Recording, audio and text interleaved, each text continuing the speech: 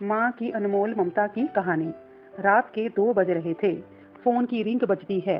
26 साल का अनंत नींद से जाग बड़ा खुश होकर फोन को रिसीव करता है। खुश इसलिए होता है क्योंकि उसकी नई नई गर्लफ्रेंड बिना टाइम देखे कभी भी उसको फोन कर देती थी।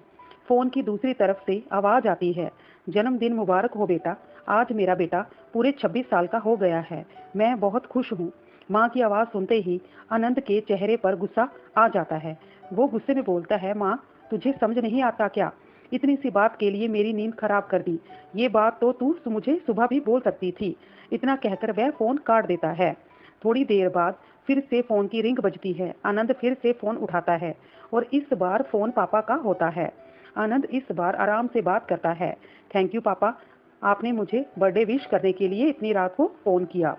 पापा कहते हैं, नहीं बेटा, मैंने तुम्हें विश करने के लिए नहीं बल्कि ये बताने के लिए फोन किया है कि तुम्हारी माँ बिल्कुल पागल है। वो इतनी पागल है कि पिछले 1 महीने से मुझे हर दिन तेरा बर्थडे याद दिलाते आ रही है। वो इतनी पागल है कि तू हमसे सैकड़ों किलोमीटर दूर है, फिर भी उसने यहाँ पर खुद अपने हाथों से तेरे लिए केक बनाया है। ऊपर से ये जिद कर बैठी है कि जब तक तुझे विश नहीं कर देती तब तक ना खुद खाएगी ना तुझे बिना देखे ना खुद खाएगी ना मुझे खाने देगी। आनंद सब ध्यान से सुन रहा था और उसे ये महसूस भी हो रहा था कि उसने अपनी माँ को फॉर ग्रांटेड ले लिया था। वो बोला, नहीं माँ, पापा, माँ तो बिल्कुल ठीक है, वो पागल नहीं है। पापा कहते हैं, नहीं बेटा, तू अपनी माँ के पागलपन को नहीं जानता। मैं जानता हूँ, वह तो 26 साल पहले ही पागल हो गई थी जब डॉक्टर ने उसे कहा था कि हम या तो तुम्हें बचाएंगे या आपके बच्चे को। उसने बिना एक सेकंड भी सोचे बच्चे को बचाने का फैसला ले लिया और मुझे भी कसम देकर उस फॉर्म पर साइन करने के लिए मना लिया था जिस पर लिखा था उसकी जिंदगी इस ऑपरेशन से खतरे में है और अगर उसे कुछ भी हो जाता है तो उसके जिम्मेदार डॉक्टर नहीं होंगे। अब तू ही बता, बिना तुझे देखे जो औरत तेरे लिए मरने को तैयार हो जाए उसे हम पागल नहीं कहेंगे तो क्या कहेंगे? इतना कहकर पापा ने भी फोन रख दिया।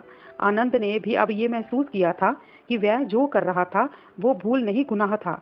हाँ, एक बार किसी इंसान को दुख दो तो कोई बात नहीं, लेकिन भगवान को दुख देना गुनाह ही होता है और माँ भगवान से कम नहीं होती। पश्चाताप के आंसू उसकी आंखों से बह निकले। सवेरा होते ही आनंद अपने घर की ओर रवाना हो गया, अपने माँ बाप से माफी मांगने के लिए। घर पहुंचते ही उसने पहले माँ से माफी मांगी, जिसने उसे गले से लगा लिया।